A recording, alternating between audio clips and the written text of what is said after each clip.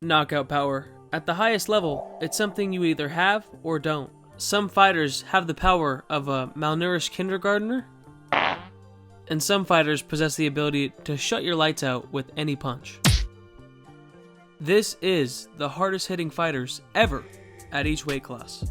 Flyweight, John Dodson. This guy, as a natural flyweight, TKO'd TJ Dillashaw. And even crazier, he dropped Prime Mighty Mouse in the first round twice. This may be a controversial opinion, but I just feel John Dodson hit people way harder than anyone else we've seen. I truly think, based off just pure explosivity and power, that he is the hardest hitter in flyweight history. TJ Dillashaw. He is in a close race with Sean O'Malley. If Sean O'Malley continues to knock people out, he will pass him. Currently, Sean O'Malley has 6 TKOs and KOs, and TJ has 7. I think there's 2 ways to measure this: statistics and how the fighter looks. And right now, TJ Dillashaw has both, slightly. For TJ, his 2 biggest knockouts were both against Cody Garbrandt in his prime, and for Sean O'Malley, it was against Aljo. Now, I think that those 2 wins against Cody Garbrandt mean a little bit more than the 1 win against Aljamain Sterling. So overall for TJ, his speed and ferociousness is what wins him this spot. Ilia Topuria. Now, he is a perfect example of not needing a huge resume to place super high, if not number 1, on a list.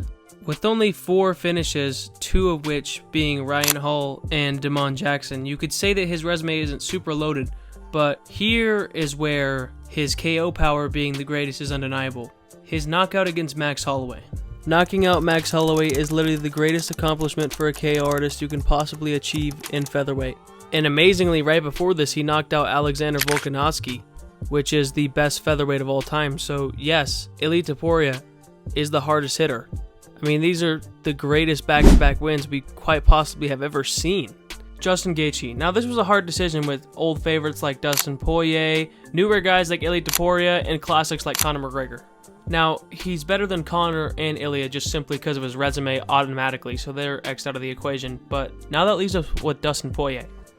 So if we compare resumes here for Justin Gaethje and Dustin Poirier, they look pretty damn similar. But the difference is in how Gaethje finishes people. There's a reason he's called the highlight Gaethje.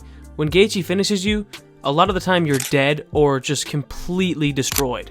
Now, this is a bit of a hot take for welterweight. We got Carlos Prates. I know you may be thinking, how can this guy be the best KO artist? He's only been in the UFC for 2 years. Well, he has 7 KOs. 7 in the last 2 years. And you know, your typical legends you'd think of would be like Matt Brown, Robbie Lawler, Anthony Johnson. You know, all these guys who had great careers, but to have 7 KOs in 2 years is unheard of.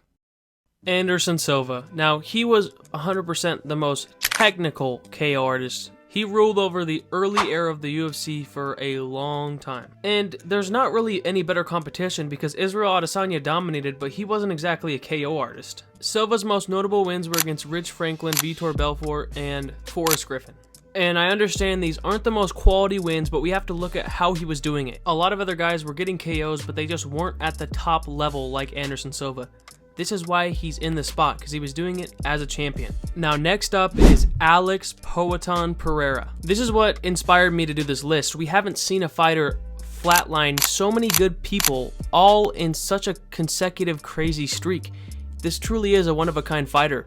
He has such a lengthy build with so much power, it's confusing. Alex is a unique scenario. From his kickboxing days, he has great technique and precision with weird, crazy power. We might never see another person like Alex in the UFC again. Francis Ngannou. This guy's the definition of knockout power. He's a freak athlete with 10 UFC KOs. What he did to Stipe had to be one of the most brutal things I've ever seen in my life. It looked like he literally died. Like someone freaking, I can't say what I want to say on YouTube, but it looked the most gruesome I've ever seen someone get knocked out. 83% of Francis's wins in the UFC came via KO. Derek Lewis is the only one to contend with Francis for knockout power, but if Francis had more fights in the UFC, he would have it by a mile. He was able to fight and KO much more skilled talent than Derrick Lewis was. Derrick Lewis tends to lose in a lot of big moments and tends to just be kind of a gatekeeper. Thank y'all for watching, and let me know if I missed anything or if I'm wrong in anything. I'm always open for opinions in the comments.